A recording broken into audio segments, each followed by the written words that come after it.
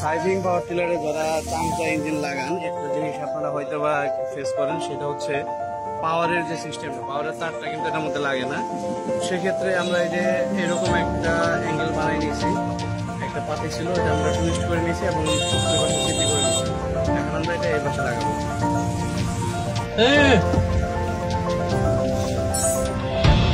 تكنولوجيا تكنولوجيا تكنولوجيا تكنولوجيا تكنولوجيا